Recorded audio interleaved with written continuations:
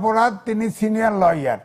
ফৌজদারি অপরাধের, মানবতা বিরোধী অপরাধের মাপ হয় না। রাজাকারদের মাফ করে নাই, করছিল যুদ্ধাপরাধীদের, ওই সাধারণ ক্ষমা করছিল, সাধারণ ক্ষমা ঘোষণা করছিল। যুদ্ধাপরাধের যাকেই করুক যুদ্ধাপরাধীদের সাধারণ ক্ষমা, 179 জন তখন পাকিস্তানে চলে গেছে, সাধারণ ক্ষমা ঘোষণা করছিল বঙ্গবন্ধু। আমি সেটা বলছি।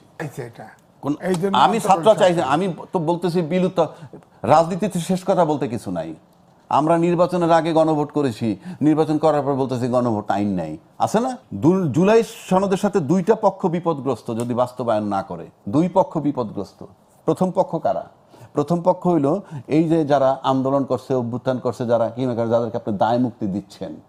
এই দায় মুক্তি তো যে কোনো সময় ইন্ডেমনিটি উইথড্র করে তার বিচার করা যাবে, 50 বছর বয়স, 70 বছর বয়সেও তাদের। আর যারা আজকে টেক ওভার করছেন তারা কিন্তু জুলাইয়ের যে অভ্যুত্থান তার বেনিফিট নিছেন। গল্প আপনি মুখে যতই করেন, 300 রান পিটিয়েছেন এর আগে, আর 100 রান পিটিয়ে দিতে পারতেন, সরকার যাইতো না, 29 সাল পর্যন্ত বসে থাকতে হইতো। তো সে কারণে তাদের সেফটিও দরকার। কেন বলছি? তারা ফুল টাইম সংবিধানের কথা বলতেছেন, ফুল টাইম সংবিধান ভায়োলেট করতেছেন। কিভাবে? আপনি সংবিধানে যতক্ষণ পর্যন্ত এক্সিস্টিং যা যা আছে তা যদি ফলো না করেন তাহলে ভায়োলেশন অফ কনস্টিটিউশন। সংবিধানের 4 ক বঙ্গবন্ধুর ছবি ঝুলছে না। সংবিধানের 6ষ্ঠ তফসিল, সেখানে স্বাধীনতার ঘোষক বলা আছে বঙ্গবন্ধুকে, অথচ আমরা লেখা আছে একটা, পড়তেছি আর একটা। দুই পক্ষ সেফ। এখন যে যত কথা বলেন আপনি, দুই পক্ষ কিন্তু সেফ না। কেন সেফ না? আপনি আওয়ামী লীগ বাদ দেন, কালকে যদি তৃতীয় একটা দল ক্ষমতা আসে, কোনোভাবে ক্ষমতা আসে, অল্প সময়ের জন্য যদি আসে, for the time being, even যেভাবে সংসদটা আগাচ্ছে আমরা দেখতেছি, আমরা এই যে নেপালের রেফারেন্স দেয়, কেউ নেপালের আদা রেফারেন্স দেয়। নেপালের ইতিহাস বলতে হবে 2008 সালে তার রাজতন্ত্রের পতন হয়েছে। 2008 সাল থেকে 2025 সাল পর্যন্ত 14 বার সরকার বদল হয়েছে। 14 বার। আপনি বুঝেন 17 বছরে 14 বার সরকার বদল হওয়ার মানে আনস্টেবল সিচুয়েশন। আমি অপরাধ করলে বিচার হবে, হ্যাঁ, অপরাধ না করলে হবে না, কিন্তু হ্যারাসমেন্ট করা, হ্যারাস করা। মানে আপনি বলতে চাচ্ছেন যে 5 আগস্ট পরবর্তী সময় বা অন্তর্বর্তীকালীন সরকার দায়িত্ব নেবার পরে যে অঘটনগুলো ঘটেছে সেগুলো অপরাধ হিসেবেই বিবেচনা করতে হবে। উচিত, উচিত। এখন আমি এটা কিভাবে আছে ভিতরে আমি তো জানি না, হয়তো ওভাবেই আছে। হয়তো আমরা একটু রাজ্জাকি ভাই, ফৌজদারি অপরাধ, তিনি সিনিয়র লয়ার। ফৌজদারি অপরাধের, মানবতা বিরোধী অপরাধের মাপ হয় না, পরিষ্কার আইনের চোখে তার বিচার হতে হবে। জি, আমরা একটু রাজ্জাকি ভাই আপনার কাছ থেকে শুনতে চাই একই বিষয়ে। একই বিষয় শুনেন, দায় মুক্তি যে বিষয়টা, আপনি ইন্ডেমনিটি তো আমরা অনেক পাইলাম, যেমন উনি যুদ্ধের সময় একটা ইন্ডেমনিটি বলল, আলটিমেটলি সেটা থাকে নাই। ইভেন সাধারণ ক্ষমা করছিল শেখ মুজিবুর রহমান সাহেব, বঙ্গবন্ধু শেখ মুজিবুর রহমান সাহেব, এই রাজাকারদের, ফাইনালি তো সেটা থাকে নাই। মানবতা বিরোধী বিচার হয়েছে। ইভেন বঙ্গবন্ধু শেখ মুজিবুর রহমান সাহেবকে যখন হত্যা করা হয়, তারপরে কিন্তু একটা ইন্ডেমনিটি হয়েছিল, সেটাও কিন্তু পাক্কা 20-21 বছর পর ওপেন হয়েছে। এটার মানে হচ্ছে এই দায় মুক্তি এমন একটা জিনিস, যারা ঘটনাটা ঘটায়, রাজাকারদের মাফ করে নাই, করছিল যুদ্ধাপরাধীদের, সাধারণ ক্ষমা করছিল, সাধারণ ক্ষমা ঘোষণা করছিল, যুদ্ধাপরাধের, যাকেই করুক যুদ্ধাপরাধীদের সাধারণ ক্ষমা, 179 জন তখন পাকিস্তানে চলে গেছে, সাধারণ ক্ষমা ঘোষণা করছিল বঙ্গবন্ধু। আমি সেটা বলছি। অর্থাৎ যারা ঘটনাটা ঘটায় তারা তাদের সেফটির জন্য একটা ট্রেডিশনালি দায় মুক্তি চায়, ইন্ডেমনিটি চায়। কিন্তু বাংলাদেশে এখন ইন্ডেমনিটির উপরে মানুষ আস্থা এই কারণে নাই, অতীতে যেহেতু রিওপেন হয়ে গেছে, রিওপেন হওয়ার পর যখন বিচার আচার হয়েছে, এখন আর ইন্ডেমনিটির উপরে আস্থা থাকার কথা না, নাম্বার 1। নাম্বার 2, দায় মুক্তি সনদ আপনি দিলেন কাদেরকে? যারা ঘটনাটা ঘটাইলো অভ্যুত্থানের নামে, ফ্রন্ট লাইনে যারা ছিল।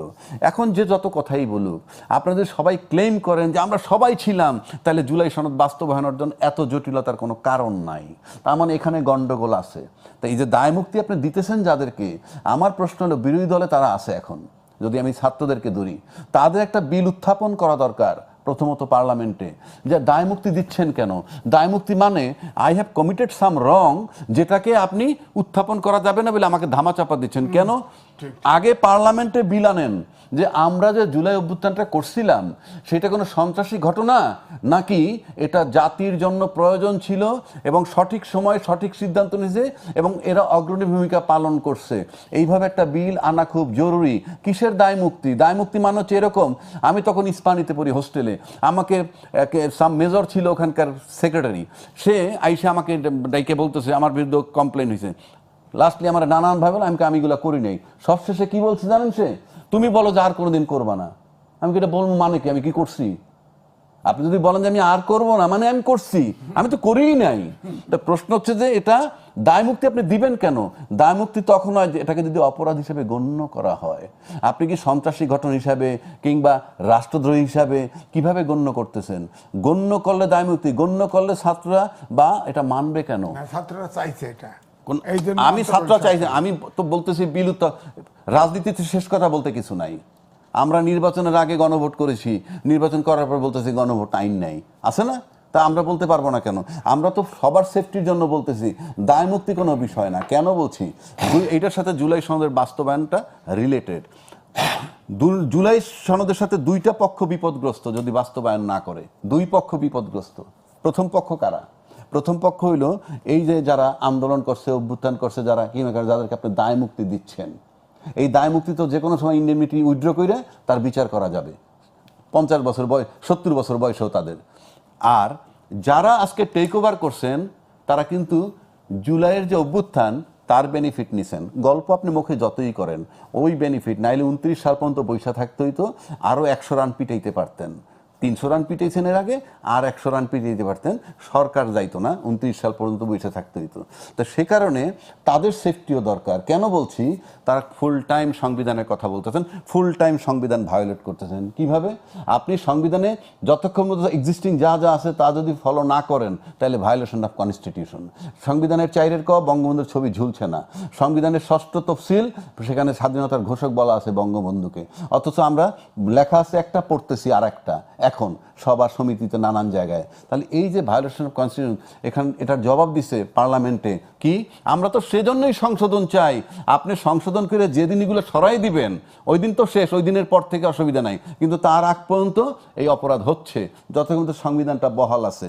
তাইলে এই যে দায় মুক্তি যাদের দিতে যাচ্ছেন এরাও বিপদগ্রস্ত হবে। আর যে কোনো সরকার ক্ষমতায় এসে সংবিধান যতই সংশোধন করেন, এই যে সময়টায় আপনি সংবিধান ভায়োলেট করছেন সেটার জন্য আপনার বিরুদ্ধে ক্রিমিনাল প্রসিডিং ড্র হবে।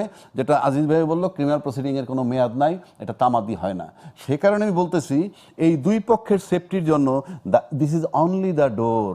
জুলাই সনদ বাস্তবায়ন গণভোটের আলোকে যেটা আসছে আপনি করেন, আপনি নিশ্চিত থাকেন দুই পক্ষ সেফ।